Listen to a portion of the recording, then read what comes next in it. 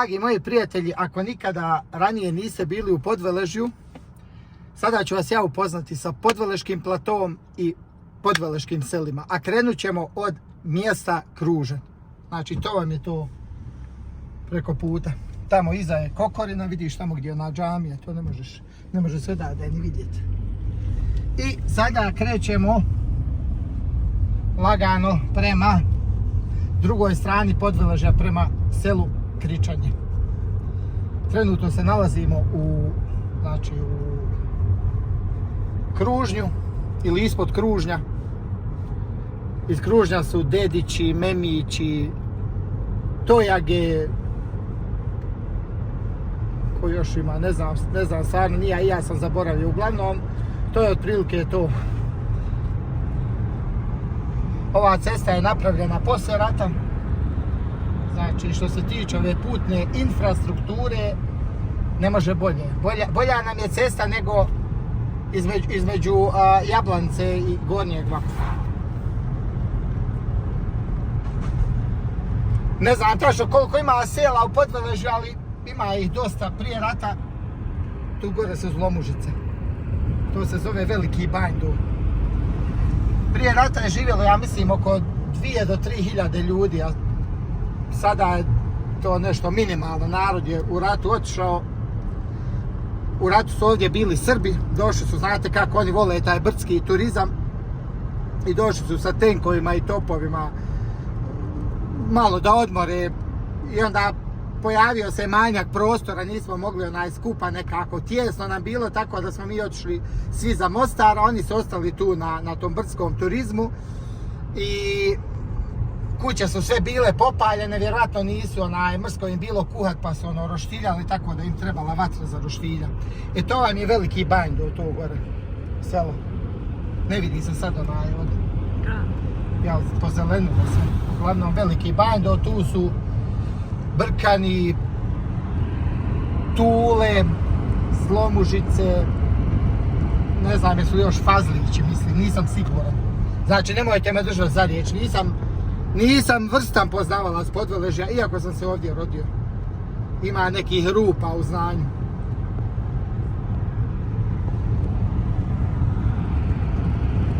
Eto, i to je već iduće selo. To selo se zove Mali Banj. To je znači Mali Banj, odavde je Novinačićeva supruga iz ovog sela. Znači ona bi tu dolazila dole na autobus, skinula bi one opanke i obula bi štikle i onda autobusom za Mostar. Birvaktile, još dok je bila seljanka. Sad ona jede morske plodove i fruti di mare i lazanje. To je prošlo i sad se voza po onim Sredozemnom moru. A nekad iz bunara vodu zafatala da ovce napoji. Kako se stvarno taj život, kako se to sve mijenja.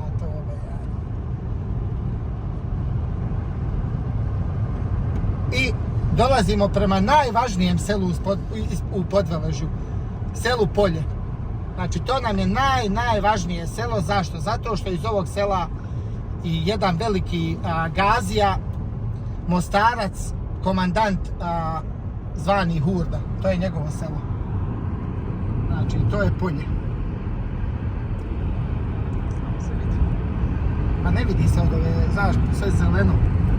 Ne vidi se ni Velež od magle. I Velež nam prekrila magla. Ali šta ćeš, nije do nas. Tamo vide se one vjetrenjače. Tamo sam se ja peo kad sam bio mali na one vjetrenjače. Kad bi igrao Velež dole pod Bijelim brijegom, onda bi se mi popeli na one vjetrenjače i gledali bi odozgo utakmice. Ja kad se sjetim. I sada dolazimo u glavni grad Podveležja, Svinjarinu. To nam je ponos i dika. Tu imamo i restoran, i džamiju, imamo fudbalski teren.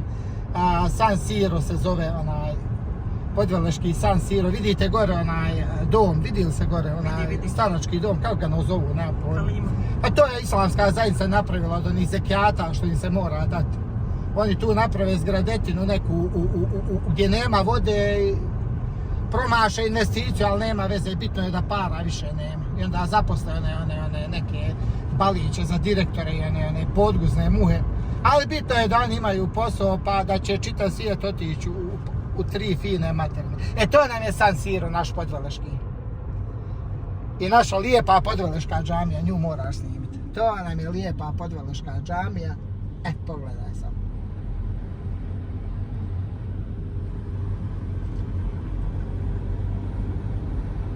To je dom zdravlja. Ja mislim da je prije rata bilo nešto. I tu je osnovna škola Omer Maksumić. Tu gdje je ovaj džip. I ovo je ovaj hotel, restoran. Koji je često jako pun. Dolazi narod, pije kafu, jede. Imaju dobru kuhinju, dobre ćevape. Ovdje budu nekakvi konji, ja ne znam čiji su ovo konji. Ja mislim da su ovo oni konji što vuku, kako se zove ovo? Kočiju. Ja, kočiju, ja. I to je to. I znači prošli smo Svinjarinu, sada idemo prema selu Šipovac, prema mom rodnom selu. Evo Cuko, tu čuva krave. Vidiš ti, ba gdje si bola? Pa nemoj mene, ja sam ti podveležac bola, nemoj mene.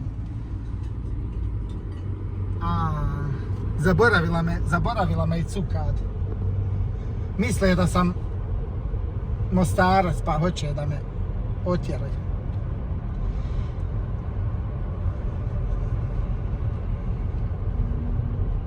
Evo još krava i još jedna čobanica. Jeste.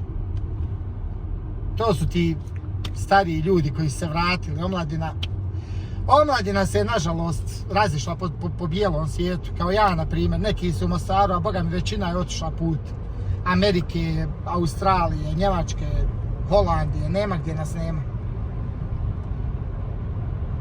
Ovdje su Pintuli, iz ovog sela su Pintuli, odatle je moja rahmetli nana.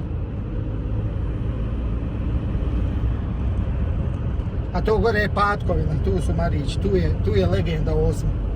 Tu je Osmo legenda i Jamela moja draga, kraljica.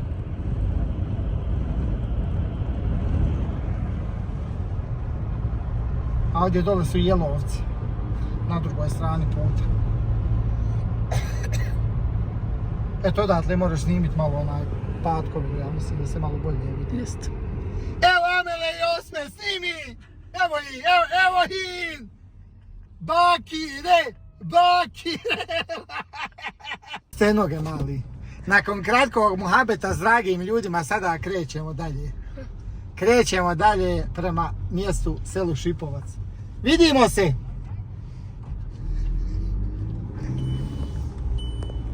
Nekada se sveže.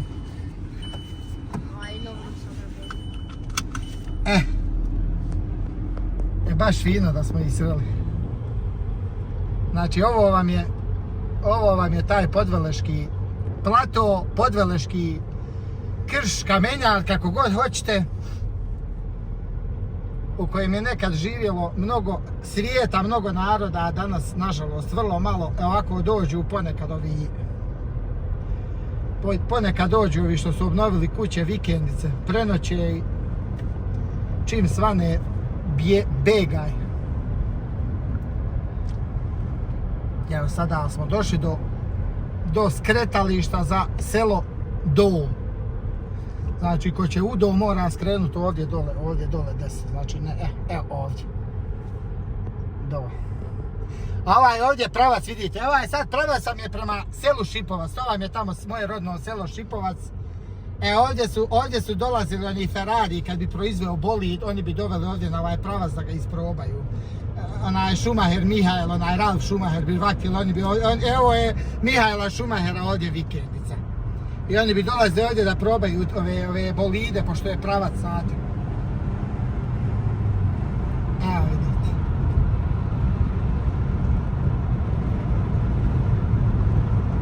Znači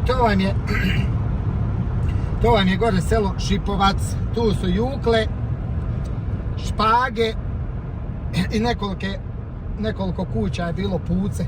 Odatle je onaj Čapaga Špago, čuveni hejter, koji otvara profile i vrijeđa komšije po Facebooku. To je njegovo rodno selo isto. I sad ćemo skrenuti malo vamo dole na harem, žena, ne moraš sad snimiti. I sada dolazimo u selo Šipovac. U moje rodno selo. Ovo isto asfalt napravila stranka poslije rata, prije ovoga nije bilo, znači bio makadamski put. Ova kuća još nije obnovljena, neće vjerojatno nikad ni biti. Ona je, ja mislim, prva stradala. Eto, to je to selo. Pusto. Evo ako ima pokoja maca. Evo vidim pokoja maca ima. Bezi maco! Bezi! Ništa neće da se skloni. Da mu slupno. Oj Bože. Hajde iskloni. Idi iskloni. Ajde. Vidi.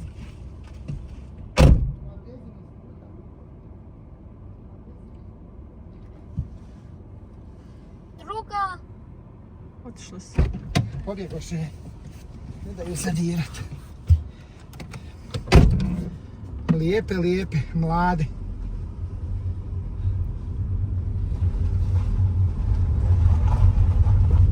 Evo, već su došli Amela i ekipa. Oni su već na licu mjesta. Ajde, gore ćemo parkirati pred našom kućom pa ćemo doći. Pa ćemo se vratiti. Evo, tu je i Osmo. Super. Eto. Moj rodni dom. Ali nema u njemu niko. Nema u njemu niko. Dođi ti, ljubavi moja. Dođi ti vam. Nema veze. Dođi. Evo, ovo samo tebe. Evo.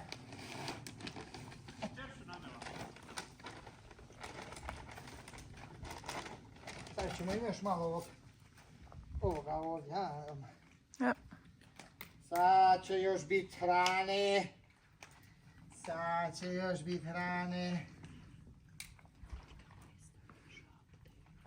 Ljubavi moje. Biće mesa.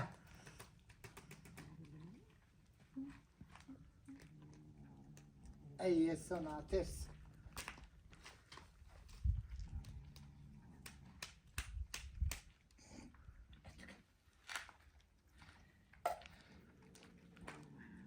Guten Appetit! Niko ništa. Eto ga, to je to.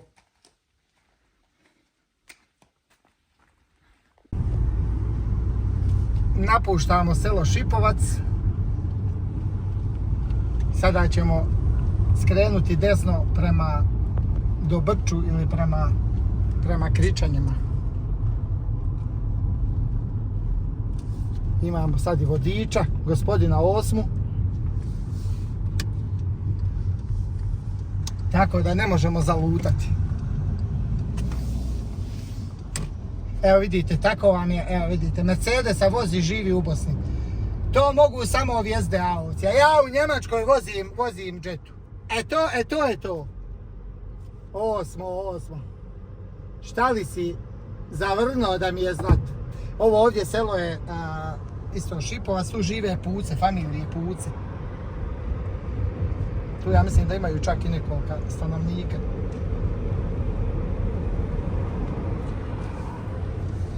Cuko on leži, on se neće pomiriti. Ako hoćeš pregazi, ako nećeš zaobiđi.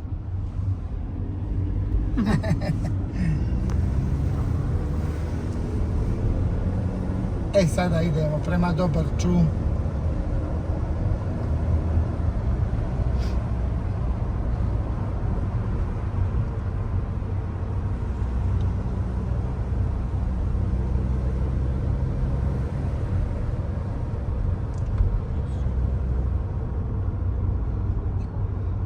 To su vikendice, ovo su bili prije ratne vikendice, ljudi su poslije rata to obnovili.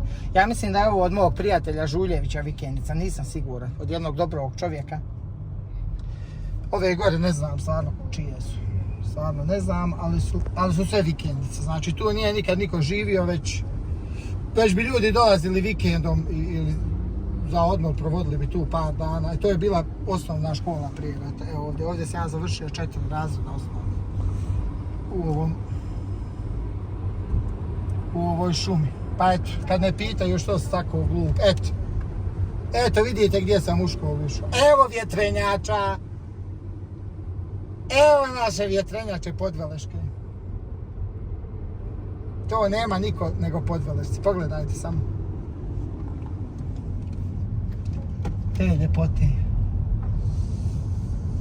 I sada se opet spuštamo prema selu Kričanje. Ovo je stara cesta, znači ovaj dio puta nije nikad obnavljan. Možda je malo krpljen, ali nije nikad presvučeno za prave. Znači to je put iz bivše Jugoslavije, ono što je radio Tito.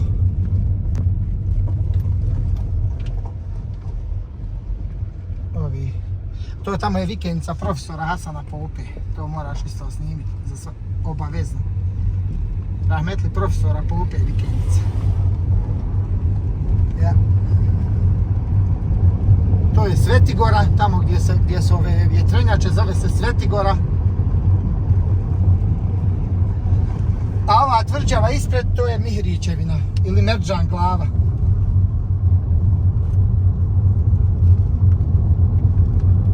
To su neke građevine iz Austro-Ugarske monarhije. To još što je ostalo zidina.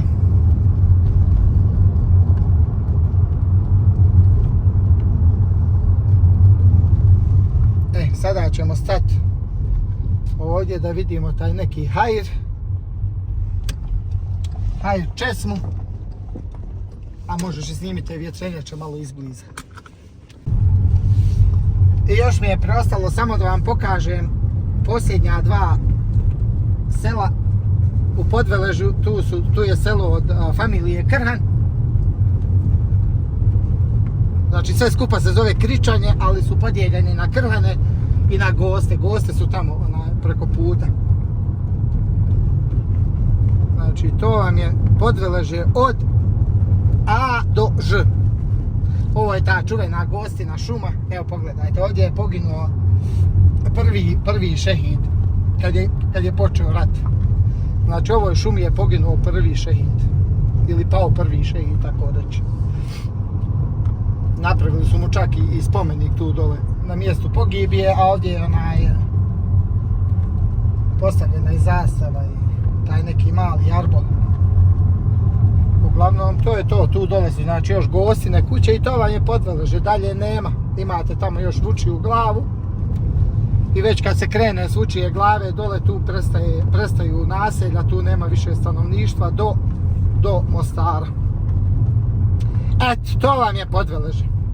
Malo sam uspio da vam to, malo sam pokušao da vam to objasnim, nadam se da sam uspio koliko toliko, ali eto ako vam nekad nije zahmetli, ako ste u blizini svratite ovamo, provozajte se, obiđite, svratite onda na Forticu, na kafu, ima dole onaj lijep restoran, Vidikovac, znači vidi se cijeli Mostar od do.